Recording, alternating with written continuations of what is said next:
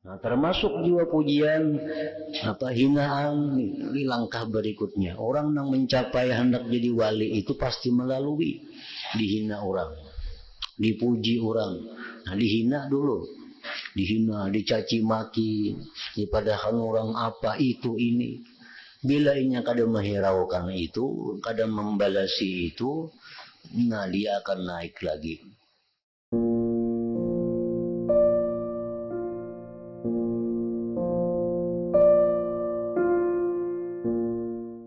Nah, jadi dalam perjalanannya seorang itu menjadi waliullah, inya sudah pasti melalui jalan di mana dia itu dihinakan orang, di mana dia itu diremehkan orang.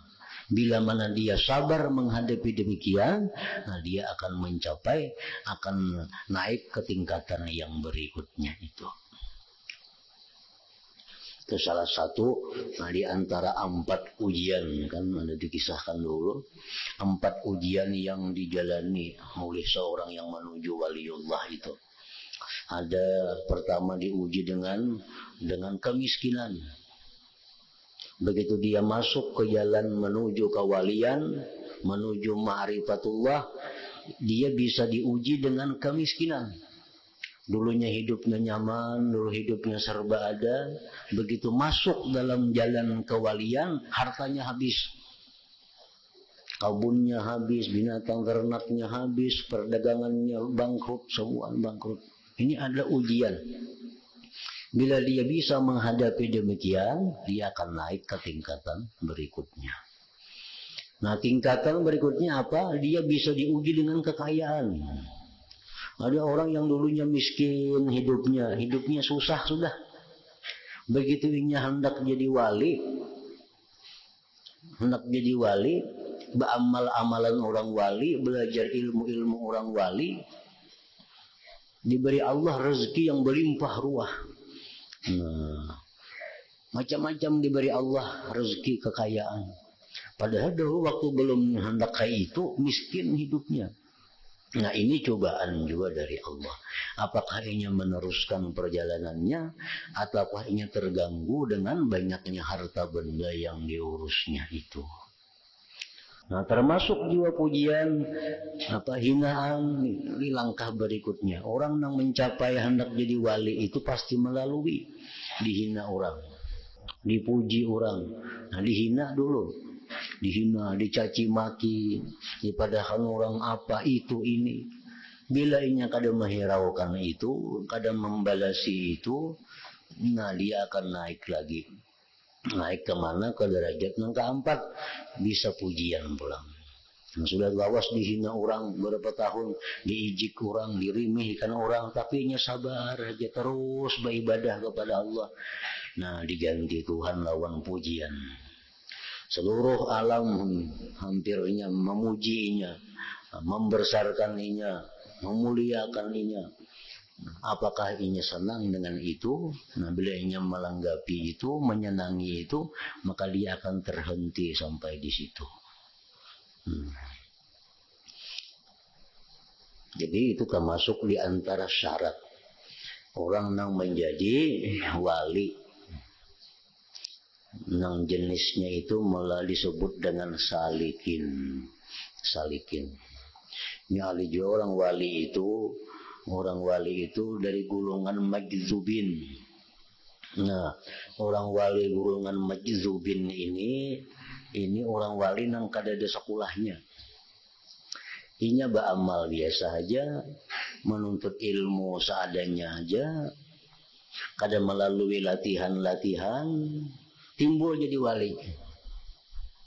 Nah, ini ngarannya golongan majzubin. Nah, itu banyak juga itu. Cuma majzubin ini biasanya Allah berikan kepada orang-orang yang mempunyai keturunan wali. Nah, ini moyangnya kah bahari ada wali atau kuitannya kah wali. Karena anaknya itu bisa mengaji, kada mengaji, beramal kada beramal, timbul wali. Itu berkat doa orang tuanya. Nah, tapi yang lebih banyak, yang umumnya itu kewalian itu dicapai dengan suluk, dengan perjalanan tadi, nah, melalui cobaan, melalui macam-macam halangan.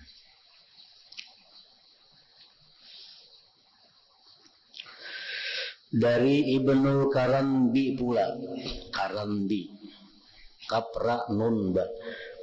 Dari Ibnul Karambi pula bahwa ia berkata, saya bertempat tinggal di suatu tempat, maka saya terkenal di tempat itu sebagai orang saleh. Nah, beliau berdiam di situ, dipadahkan orang, dianggap orang, sedintu orang yang saleh. Maka kacaulah pikiran hatiku. Dipadahkan orang saleh, aku ini terganggu. Karena datang orang berhilang, datang orang mencari. Dipadahkan orang saleh. Maka beliau masih dalam perjalanan, dalam suluk artinya. Kemudian ujar Sidin, saya masuk kamar mandi. Hammam. Hammam itu pemandian orang banyak. Jadi hammam itu biasanya satu tempat yang didindingi dengan dinding, misal luasnya 10 kali 10 meter, ruangannya didinding dengan dinding. Nah di situ ada WC, di situ ada kolam, tempat orang mandi. Nah, itu ngarannya hammam. Saya tengok di kamar-kamar mandi itu ada pakaian-pakaian yang megah, pakaian yang larang, yang mahal. Lalu di sini kucuri pakaian itu, kucuntan. Kemudian saya keluar dari kamar mandi itu dan berjalan dengan pelan-pelan. Begimit berjalan. Supaya orang melihat nih pada aku pakai baju cuntanan, kayak itu maksudnya. Ini berjalan begimit-gimit. Maka orang banyak mengikutiku dari belakang dan mereka menarik pakaianku yang bertambal, lalu mereka mengambil pakaian-pakaian yang megah itu. Mereka menempiling dan menyakitiku dengan pukulan. Maka jadilah saya sesudah itu terkenal dengan pencuri di kamar mandi. Nah, kejadian itu, lalu aku dikenal orang punang maling di kamar mandi itu kajur. Nah sudah dikenal orang jadi maling, lalu orang kada lagi menghiraukan Sidin. Orang saruan kada diundang orang lagi, orang yang behilang kada behilang lagi, orang yang bakawan kada mengawani lagi. Lalu di Sidin maka tenanglah jiwaku. Nah kada lagi mengganggu dalam perjalanan Sidin beribadah menuju kepada Allah Subhanahu wa Ta'ala.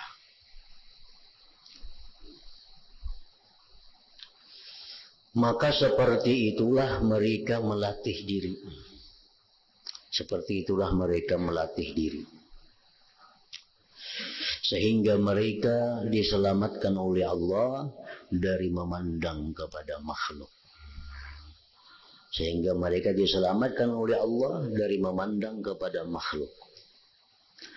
Kemudian dilepaskan pula dari memandang kepada diri sendiri.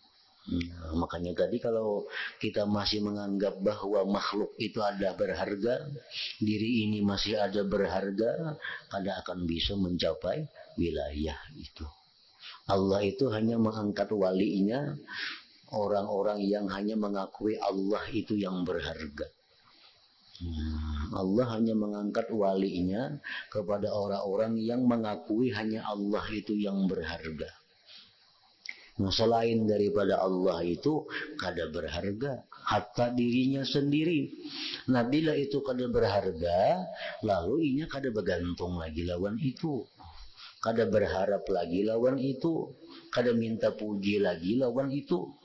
Kita misal sembahyang di hadapan banyak kambing. Kambing itu berharga lah bagi kita untuk sembahyang kita. Bisakah kambing itu memuji amun kita baik sembahyang kita? Kada bisa. Bisakah kambing itu mencela amun sembahyang kita kada bagus? Kambing kada mencela. Nah, jadi anggaplah orang-orang itu seperti kambing.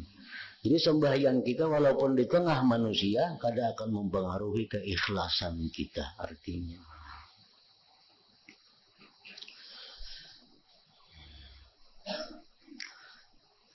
Karena orang yang memandang kepada dirinya, ia terdinding dari Allah Ta'ala.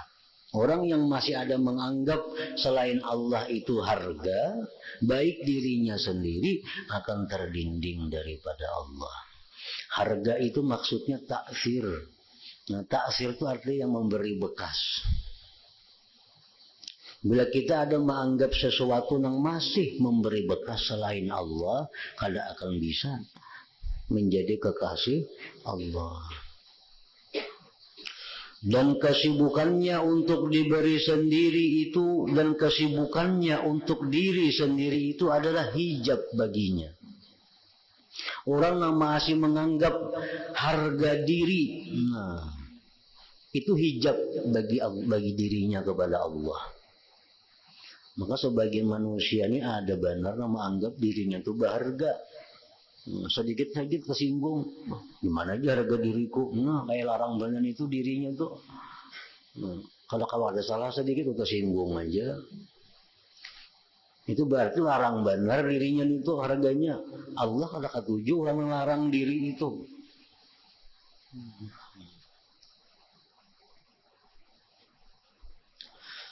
Maka tidak ada antara hati dan Allah itu penghalang yang jauh dan dinding yang menghalangi. Sebenarnya antara hati dengan Allah itu kada ada dinding yang menghalangi. Dan hanya saja jauhnya hati itu adalah sibuknya hati dengan selain Allah atau sibuknya hati dengan dirinya sendiri. Dan paling besar pendinding adalah kesibukan nafsu itu. Kadang-kadang orang bisa hartanya diganggunya kada jadi soal. Keluarganya diganggu, ini kada permasalahan. Tapi kadang-kadang kalau sudah dirinya diganggu, nah di situ ia merasa direndahkan harga dirinya. Nah, ini orang yang mesti dibuangi. Memang manusia, orang per orang itu kada sama. Yang mesti dibuangi dalam dirinya itu untuk menuju kewalian atau menuju ma'rifat itu. Penyakit manusia ini kada sama. Ada manusia yang tahan dihina. Tahan, kalau sampai orang bungo nggak tahu aja kalau bapak. Sampai orang pasik kan jadi masalah. Nah ini manusia yang tahan dalam bidang harga diri. Tapi kalau urusan keluar duit setelah mati, nah ada juga orang itu. Ini sampai orang bungo kada bapak, kada kesinggung. Urusan jurang minta pun rokok, nah ini keberatan mana itu. Nah ini orang yang diobati artinya bukan perkara diri, tapi bakhilnya itu yang diobati untuk menyampaikan dirinya kepada kewalian itu.